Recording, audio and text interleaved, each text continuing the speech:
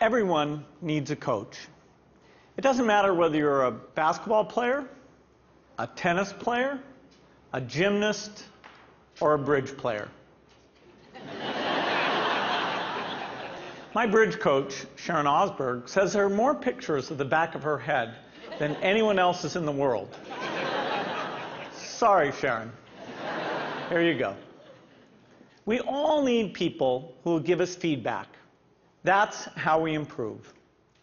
Unfortunately, there's one group of people who get almost no systematic feedback to help them do their jobs better.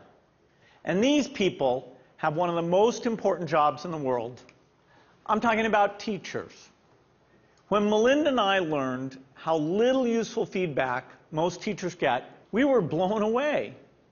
Until recently, over 98% of teachers just got one word of feedback: satisfactory.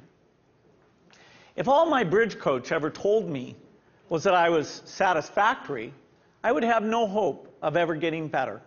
How would I know who is the best? How would I know what I was doing differently? Today, districts are revamping the way they evaluate teachers, but we still give them almost no feedback that actually helps them improve their practice. Our teachers deserve better. The system we have today isn't fair to them. It's not fair to students, and it's putting America's global leadership at risk. So today I want to talk about how we can help all teachers get the tools for improvement they want and deserve. Let's start by asking, who's doing well? Well, unfortunately, there's no international ranking tables for teacher feedback systems. So I looked at the countries whose students perform well academically and looked at what they're doing to help their teachers improve. Consider the rankings for reading proficiency. The US isn't number one. We're not even in the top 10. We're tied for 15th with Iceland and Poland. Now, out of all the places that do better than the US in reading, how many of them have a formal system for helping teachers improve? 11 out of 14. The US is tied for 15th in reading, but we're 23rd in science and 31st in math. So there's really only one area where we're near the top, and that's in failing to give our teachers the help they need to develop their skills. Let's look at the best academic performer, the province of Shanghai, China. Now, they rank #1 across the board in reading, math, and science. And one of the keys to Shanghai's incredible success is the way they help teachers keep improving. They make sure that younger teachers get a chance to watch master teachers at work. They have weekly study groups where teachers get together and talk about what's working. They even require each teacher to observe and give feedback to their colleagues. You might ask, why is a system like this so important? It's because there's so much variation in the teaching profession. Some teachers are far more effective than others. In fact, there are teachers throughout the country who are helping their students make extraordinary gains. If today's average teacher could become as good as those teachers, our students would be blowing away the rest of the world. So we need a system that helps all our teachers be as good as the best. What would that system look like? Well, to find out, our foundation has been working with 3,000 teachers in districts across the country on a project called Measures of Effective Teaching. We had observers watch videos of teachers in the classroom and rate how they did on a range of practices. For example, did they ask their students challenging questions? Did they find multiple ways to explain an idea? We also had students fill out surveys with questions like, does your teacher know when the class understands a lesson? Do you learn to correct your mistakes? And what we found is very exciting. First, the teachers who did well on these observations had far better student outcomes. So it tells us we're asking the right questions. And second, teachers in the program told us that these videos And these surveys from the students were very helpful diagnostic tools because they pointed to specific places where they can improve. I want to show you what this video component of MET looks like in action. Good morning, everybody. Let's talk about what's going on today. To get started, doing a peer review day, okay, a peer review day. And our goal by the end of class is for you to be able to determine whether or not you have moves to prove in your essays. My name is Sarah Brown-Westling. I am a high school English teacher at Johnston High School in Johnston, Iowa. Turn to somebody next to you. Tell them what you think I mean when I talk about moves to prove. I think that there is a difference for teachers between the abstract of how we see our practice and then the concrete reality of it. Okay, so I would like you to please bring up your papers. I think what video offers for us is a certain degree of reality. You can't really dispute what you see on the video.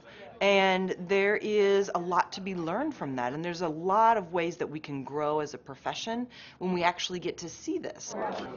I just have a flip camera and a little tripod and invested in a tiny little wide angle lens. At the beginning of class, I just perch it in the back of the classroom. It's not a perfect shot.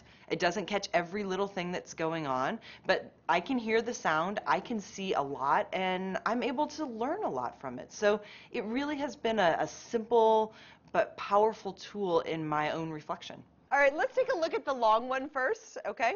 Once I'm finished taping, then I put it in my computer, and then I'll scan it and, take a peek at it. If I don't write things down, I don't remember them. So having the notes is part of my thinking process, and I discover what I'm seeing as I'm writing. I really have used it for my own personal growth and my own personal reflection on teaching strategy and methodology and classroom management and just all of those different facets of the classroom. I'm glad that we've actually done the process before so we can kind of compare what works, what doesn't. So I think that video exposes so much of what's intrinsic to us as teachers in ways that help us learn and help us understand and then help our broader communities understand what this complex work is really all about. I think it is a way to exemplify and illustrate things that we cannot convey in a lesson plan, things you cannot convey in a standard, things that you cannot even sometimes convey in a book of pedagogy. All righty, everybody, have a great weekend. I'll see you later.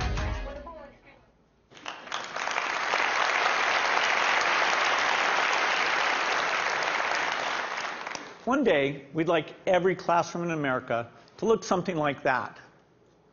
But we still have more work to do. Diagnosing areas where a teacher needs to improve is only half the battle. We also have to give them the tools they need to act on the diagnosis.